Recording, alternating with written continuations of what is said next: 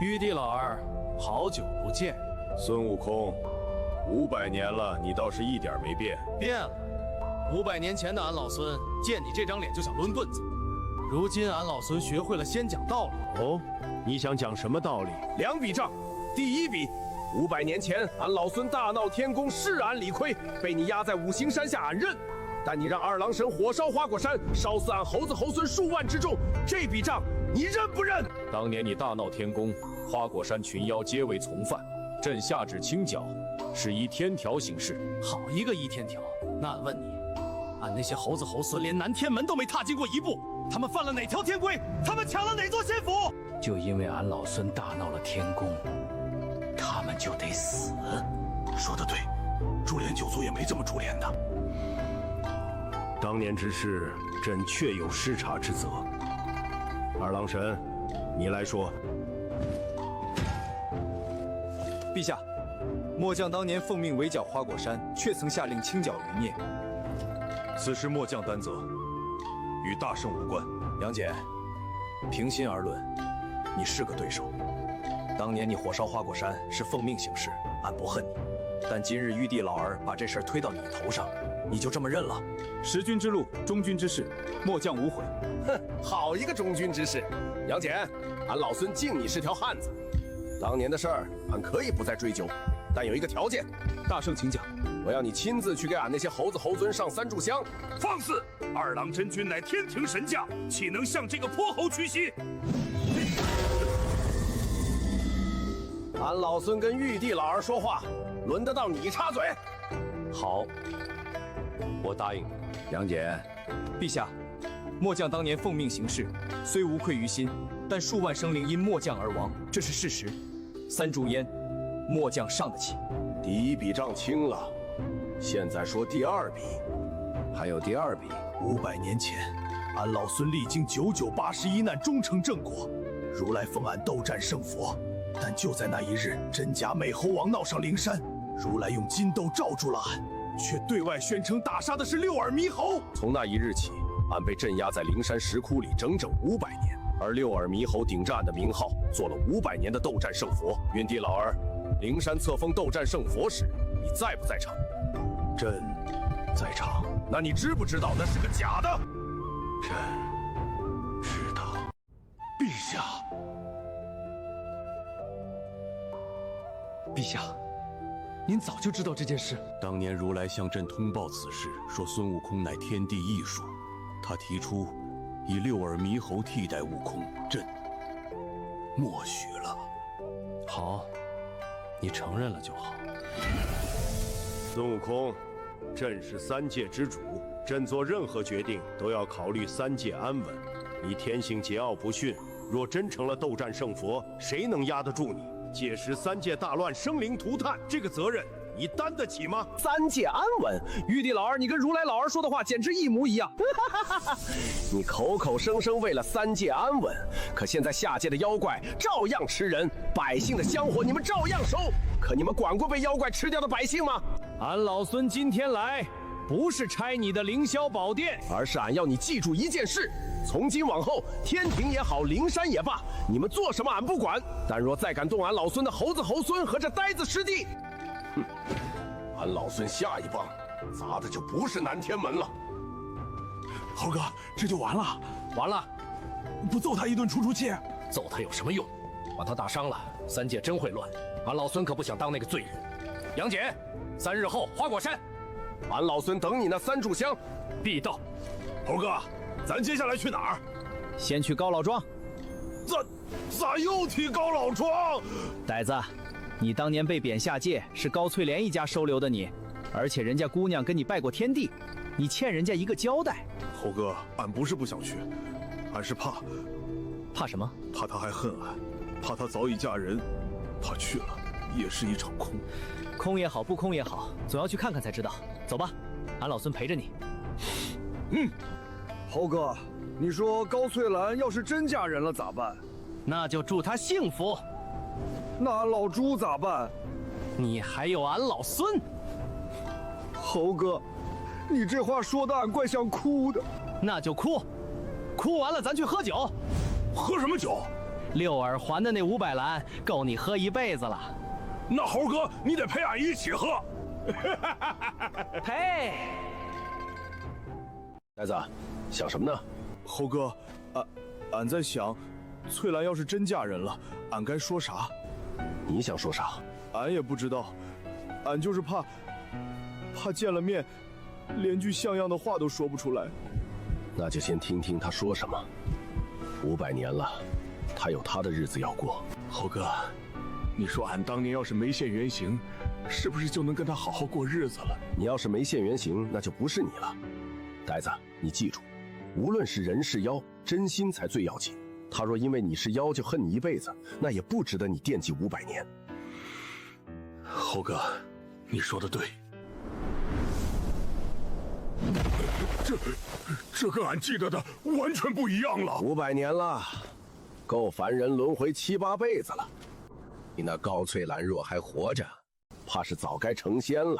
猴哥，你说他会不会已经不在了？找个人问问，不就知道了？老人家，俺打听个事儿。妖怪？不是，俺真不是妖怪，俺是天上的神仙啊，净坛使者。您看，俺还带着度牒呢。神仙，长成这样的神仙？老人家别怕，俺这师弟长得是寒碜了点儿，但心不坏。俺们是来找人的。找谁呀？高翠兰，500年前高太公的女儿，她还在吗？高翠兰，您说的是咱们高家老祖宗吧？老祖宗？是啊，高翠兰是咱们家的祖先奶奶，庄里的族谱上记得清清楚楚。500年前，有一位天蓬元帅下凡，与祖先奶奶结为夫妻。后来天蓬元帅保唐僧西天取经，修成正果，成了净坛使者菩萨。咱们高氏世世代代都供着您的画像呢，供着俺的画像。您就是那位天蓬元帅祖先姑爷。俺是猪八戒没错。祖先姑爷显灵了，祖先姑爷显灵了，老太爷在天有灵，终于等到这一天了。老人家，您别跪，俺受不起。呆子，你在灵山当了500年净坛使者，无人问津，在这高老庄倒成了老祖宗了。猴子，俺不敢进去。怕什么？俺不知道，俺就是怕看到他的牌位，怕知道他后来过得怎么样，怕。去吧，俺在门口等你。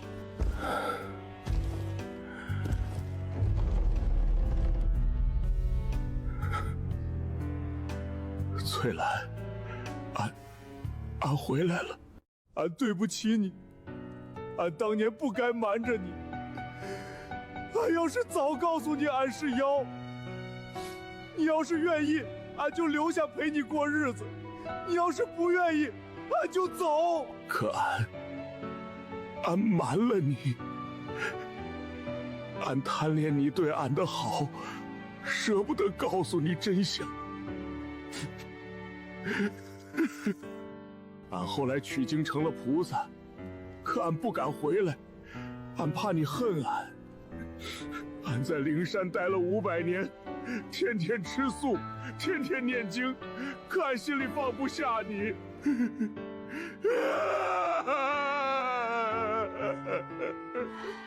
姑爷不必自责，老祖宗他从未恨过您。老祖宗说，他这辈子最欢喜的日子是嫁给姑爷的那3天。虽然后来知道姑爷是妖，但他从没后悔过。他说姑爷心善，待他好，是真心实意的。他让高家子孙世代供奉姑爷的画像，替他等姑爷回来。老祖宗还说，若有一日姑爷回来了，让姑爷不必愧疚，他过得很好。他后来嫁了人，生儿育女，活到83岁，寿终正寝。他让姑爷好好过日子，不必挂念。俺老猪对不住你，俺回来晚了。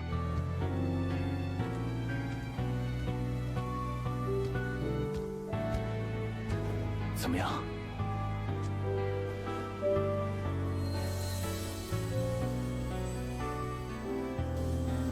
他留给俺的，他临走的时候剪下来的，让子孙后代保管着，说等俺回来交给俺。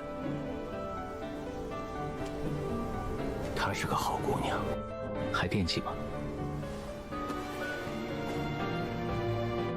惦记，但不一样了。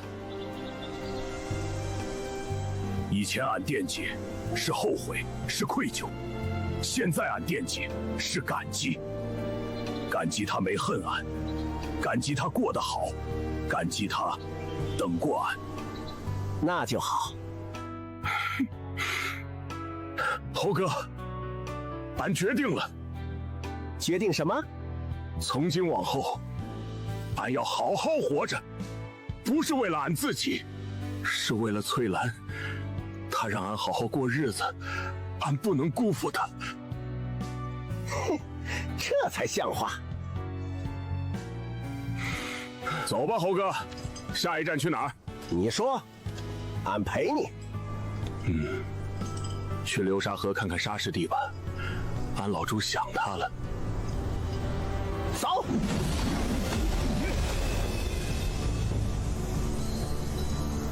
翠兰，俺老朱走了，下辈子你要是还愿意，俺还来娶你。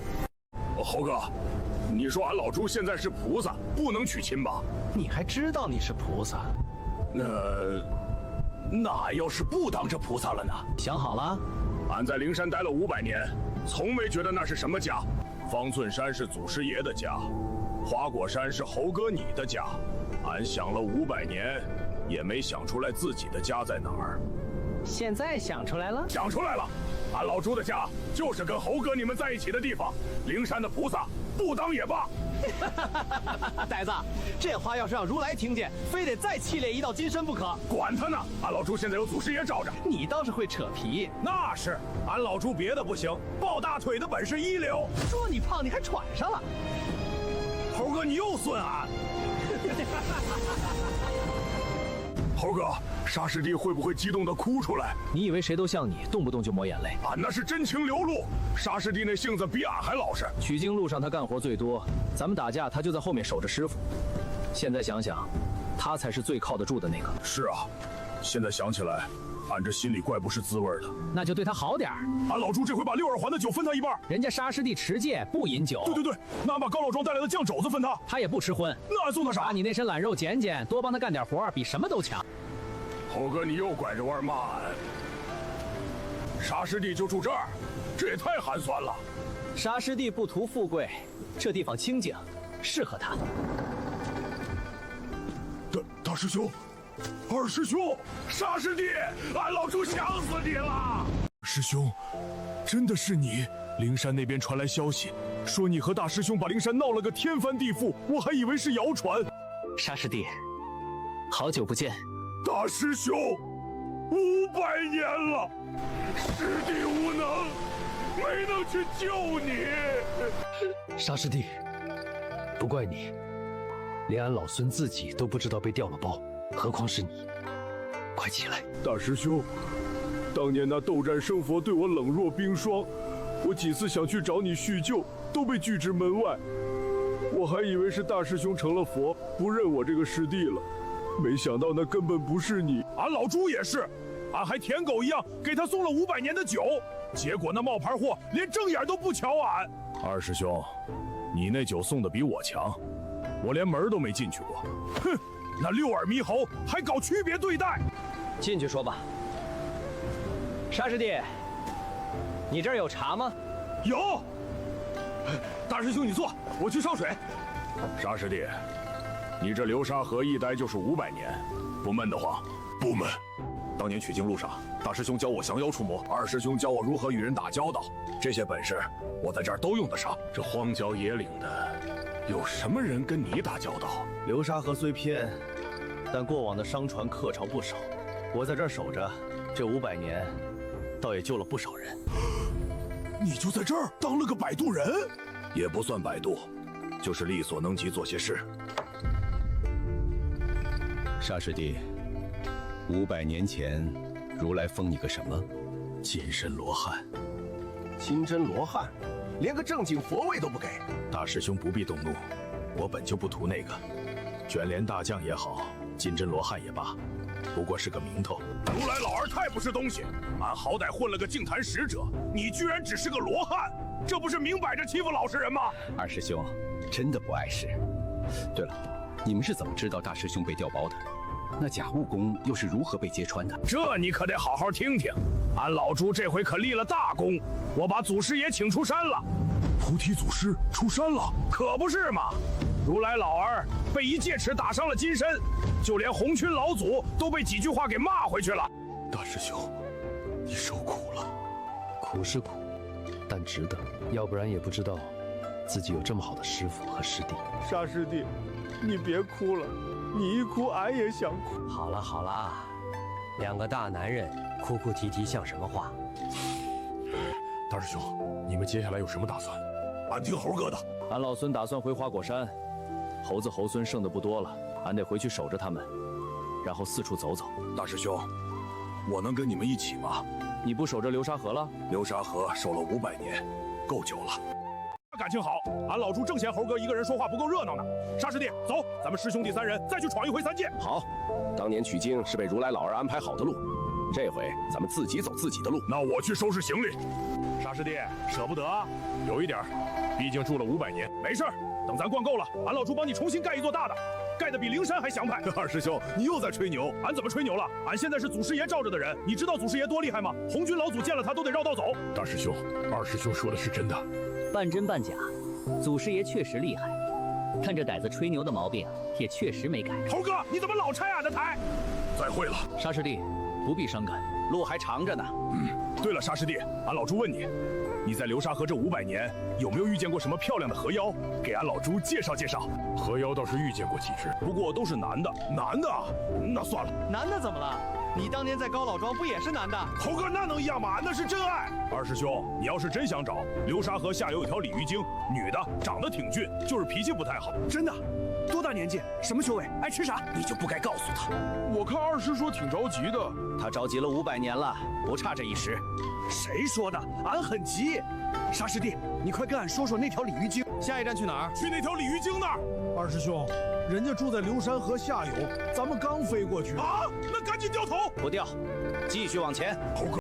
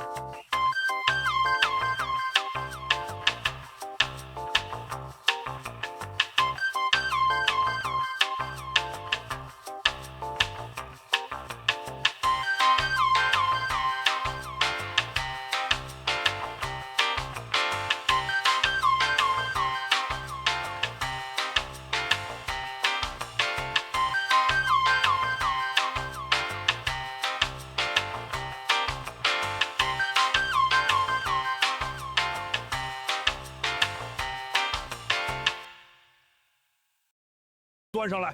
走吧，再不去天黑了。猴哥，你慢点，俺老猪跟不上。大师兄，龙宫往东是吧？东海之滨，奥莱国界。猴哥，俺老猪想问你个事儿。说，你在京多底下关了500年，真的一点都不恨了？恨？怎么不恨？500年的苦，不是说不恨就能不恨的。那你方才俺说不为恨活着，不代表俺忘了如来欠俺的，天道欠俺的，俺老孙记在心里。但俺不会让恨变成俺的全部。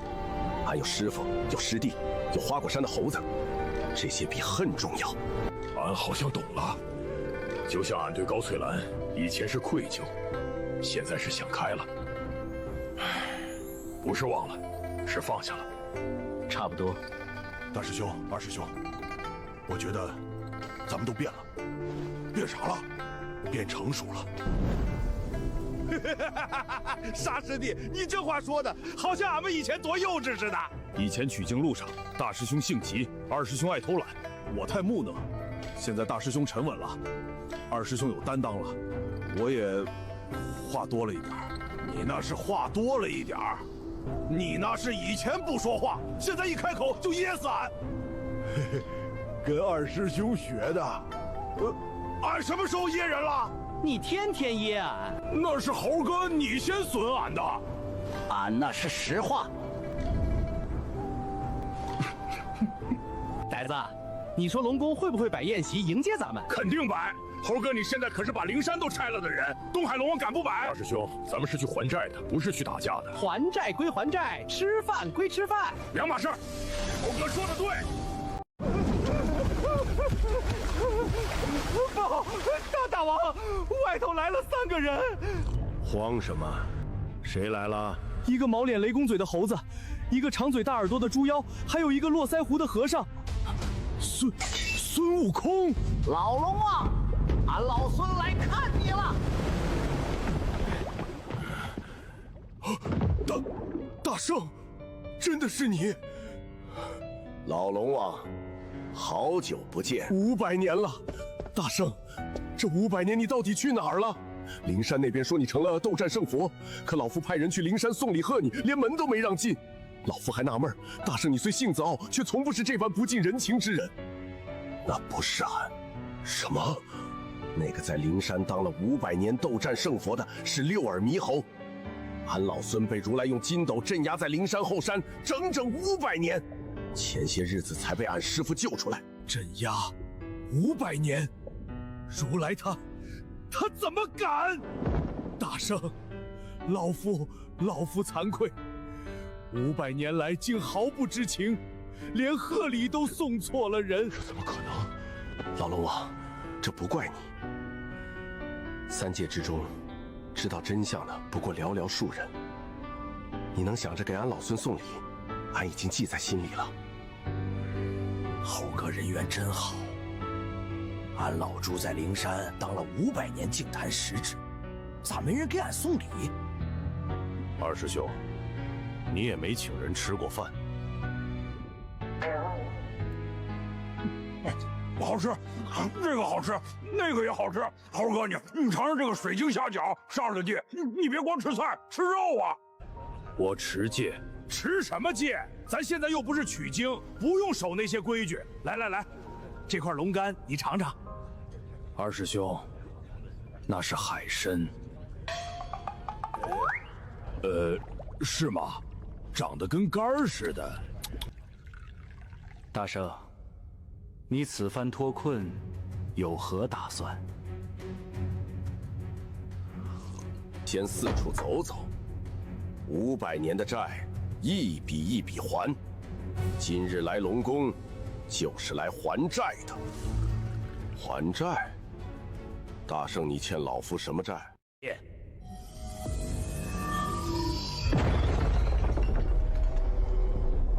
定海神针，大圣这是何意？当年俺老孙年少轻狂，闯龙宫，抢你这定海神针。你虽说是送给俺了，可俺知道，这宝贝是你东海镇压海眼的根基，没了它，这500年来东海大大小小的海啸、地震，只怕不少。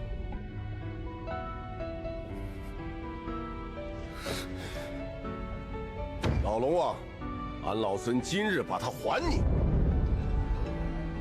大圣，这定海神针已与你血肉相连，他认了你做主，旁人便是拿去也驱使不动。可是大圣，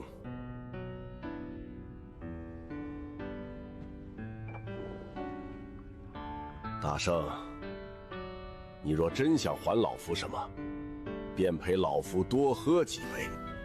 500年了，这龙宫冷清得很，好久没这么热闹过了。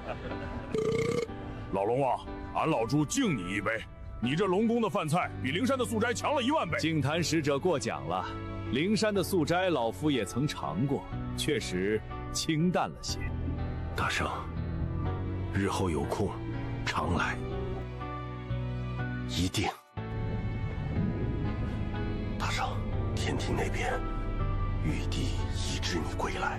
前些日子，太白金星来龙宫，旁敲侧击打听你的下落。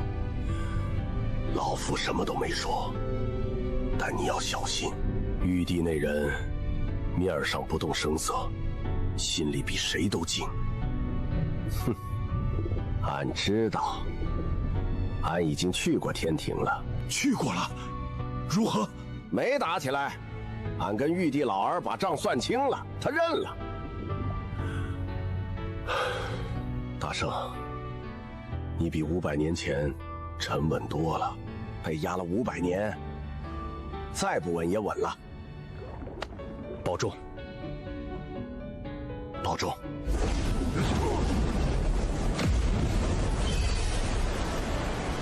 猴哥，咱接下来去哪儿？先回花果山。猴子猴孙们等俺太久了。大师兄，我还没去过花果山。俺老朱也没正经待过，上回去是接猴哥出山取经，匆匆忙忙就走了。那就多住些日子。花果山的桃子比盆活园的还甜。真的？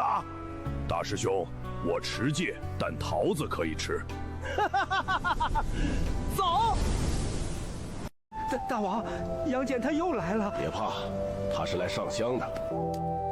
花果山战死的数万生灵，杨戬给你们上香了。这块石头我留了500年，今日还给你们。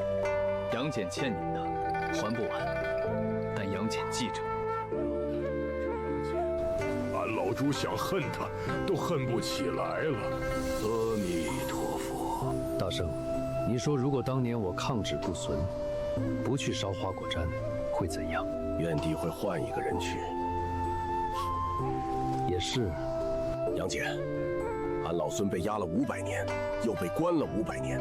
这1000年里，俺想过很多次，如果当年俺不闹天宫，会怎样？如果俺不争那个齐天大圣的名号，会怎样？你想出答案了吗？没有，因为没有如果，做了就是做了，后果得自己担着。你烧了花果山，这笔账俺老孙记了500年，但今日你来了，上了香，还了石头，认了账，俺老孙这笔账清了，清了，清了。从今往后，俺老孙与你无欠了。大圣，杨戬，谢过。不用谢，俺老孙也有事儿要谢你。谢我？当年南天门，俺老孙被天兵围困，你明明可以出手，却站在云洞不动。俺当时以为你是袖手旁观，后来俺想明白了，你是故意不出手。你知道俺老孙桀骜不驯，若被你擒了，比死还难受，所以你把擒俺的功劳让给了老君，老君用金刚镯把俺拿住俺认。因为俺知道那老官只是奉命行事，但你若亲手擒了俺，俺这辈子都不会服你。杨戬，你这个人骄傲的让人讨厌，但你的骄傲，俺老孙敬重。孙悟空，你变了，你也是。我跟随二爷1000年，头一回见他对外人笑。哼，俺猴哥也是，他那张脸500年前除了发狠就是冷笑，如今倒是会笑了。净坛使者，当年我们兄弟也跟着二爷烧了花果山。别说了，俺老朱刚才听杨戬说那番话，心里就想明白了，你们是当差的，上头有令，你们能不执行？换了俺老朱，玉帝下旨让俺去烧哪个山头，俺也不敢不去。俺恨的是下旨的人，不是拿刀的人。这道理俺也是这些年才想明白。净坛使者凶心，我等佩服。行了行了，别夸俺，俺老朱就是跟猴哥学的。二师兄，你越来越像大师兄了。呸！俺老朱比他帅多了。嘿，杨二郎，俺老朱问你个事儿，请说。你那哮天犬呢？俺老朱上回见他还是在取经路上，那狗鼻子灵得很，俺老朱变个石头他都能闻出来。哮天犬年岁大了，留在庙里养老。净坛使者若是想见他，改日可来灌江浦。行，俺老朱带上烧饼，他最爱吃那个。好。沙师弟，你说猴哥这1000年到底是怎么过来的？俺老朱在灵山吃了500年素斋，都觉得苦得不行。他先是五行山下压500年，铜枝铁丸动弹不得，保着师傅走到西天，好不容易出来，以为熬出头了，结果又被荆州扣了500年。俺听祖师爷说，魂魄被重组了36000次。俺老朱光是想想就觉得浑身发冷。我不知道大师兄是怎么过来的，但我知道他为什么能过来。为啥？因为他知道有人等着他回来。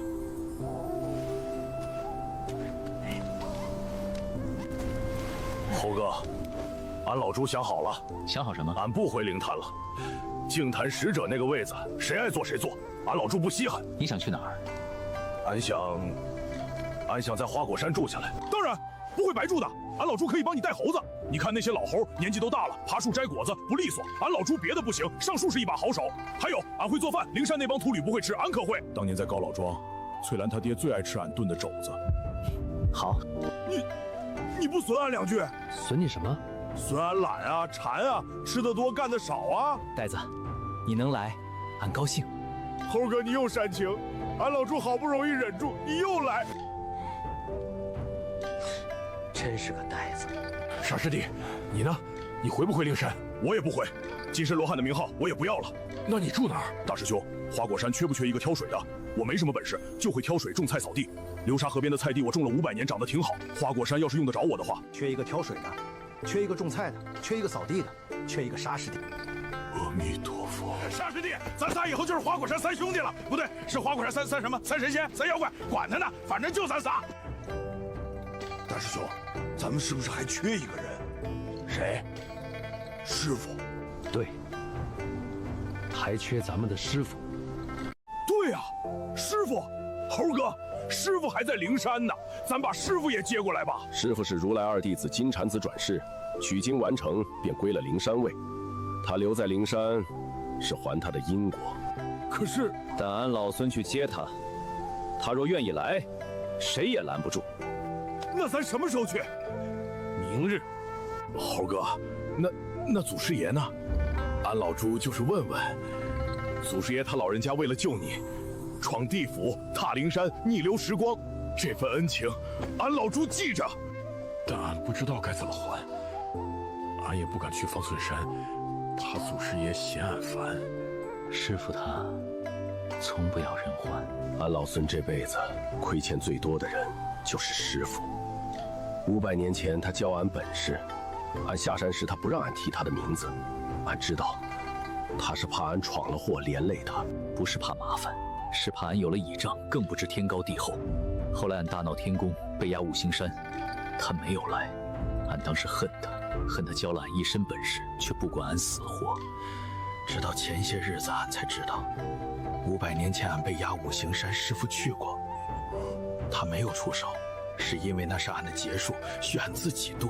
他在五行山外站了7日，然后去灵山找如来。他跟如来说了一句话：你镇压他500年，老夫不拦；但500年后他若出来，你再动他一根毫毛，老夫拆了你的灵山。这是如来亲口告诉俺的，师傅他从来没有不管俺，他只是用他的方式守了俺1000年。大师兄，那咱们要不要去方寸山？不用，师傅若想见俺，自会来。他若不来，便是觉得俺还做得不够好。师傅，弟子回家了，弟子会好好的，您放心。祖师爷，俺老朱没本事，但俺老朱以后一定对猴哥好。祖师爷放心。猴哥，咱接下来是不是就等着去灵山接师傅了？然后呢？然后，俺老孙就守这座山，守着你们，谁来也不让。我们出发吧。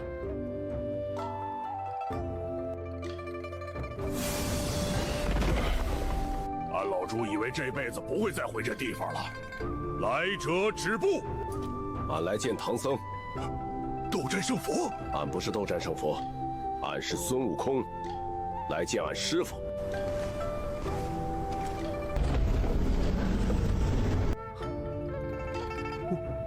悟空，师傅，俺老孙回来了。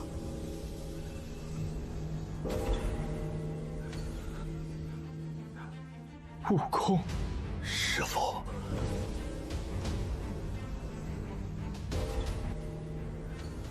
是真的，是真的。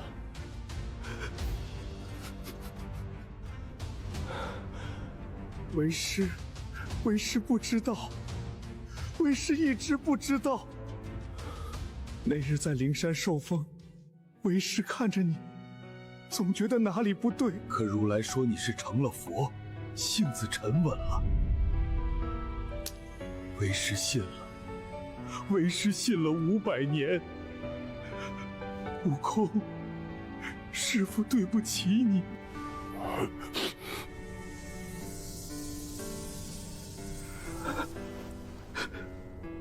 八戒、沙僧，你们都知道了。师父，俺老朱也是前些日子才知道，那冒牌货在灵山待了500年，俺给他送了500年的酒，他连正眼都不瞧俺，俺还以为是猴哥成了佛就不认俺了，谁知道那根本不是猴哥。为师也曾去斗战胜佛府邸看看，他说佛门清净，不宜常来。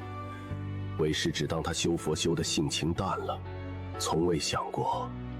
师父，过去的事不提了。俺老孙今日来，是接你走。走？去哪里？花果山。师父，猴哥现在可厉害了，他把灵山拆了一半，如来老儿的金身都裂了。玉帝老儿也下了旨，昭告3界，还了猴哥清白。花果山现在是猴哥自治之地，天庭灵山都管不着。俺老朱和沙叔叔已经住下了，就缺师傅您了。佛祖，弟子金蝉子，请赐。金蝉子，你想好了？弟子的徒弟被人冒名顶替500年，弟子不查。弟子诵了500年的经，修了500年的佛，连自己的徒弟都护不住。这佛，弟子不修了。可，悟空，带路。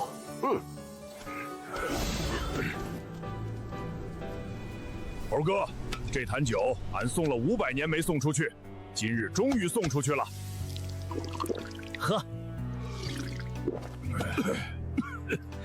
为师持戒500年，今日破一破。师傅，俺老朱问你个事儿。你说。你在灵山这500年，除了念经，还干啥了？译经。取经路上带回来的经书，为师译了500卷，还有3000卷没译完。师傅，你都被如来老儿骗了，还替他译经？经书无罪，译出来，3界众生都能读。这是为师的功德，不是如来的功德。师傅，你这境界，俺老朱服了。二师兄，师傅一直是这样的。师傅不老实，师傅只是比他老实的人更明白什么值得争，什么不值得。听不懂就喝酒。4个，是4个。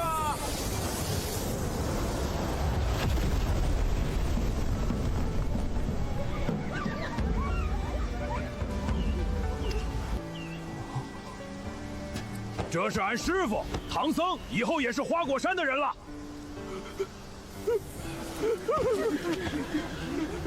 不必多礼。悟空常跟我说道，他说你是花果山最忠心的老猴，这些年辛苦你了。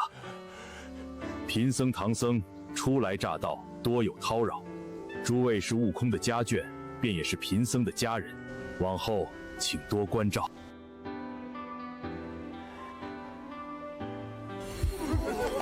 大王回来了，大王不走了，你也不走？不走，师傅也不走了。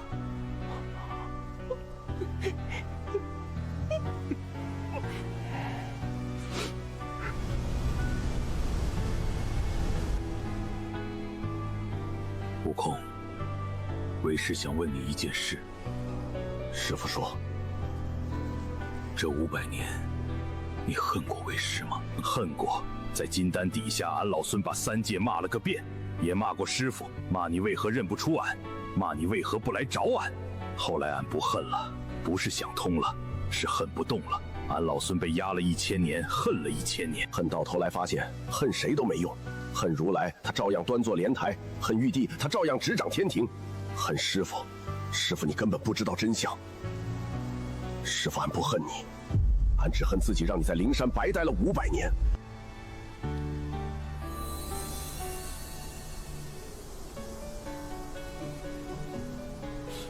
猴哥，咱是不是还忘了一个人？谁？小白龙，白龙马，敖烈那小子。对呀，取经队伍5个人，咱4个都齐了，就缺他了。猴哥，小白龙在哪儿？如来封他为8部天龙广力菩萨，他回了西海龙宫，后来俺被调包，就再没他的消息了。那咱去西海找他。明日。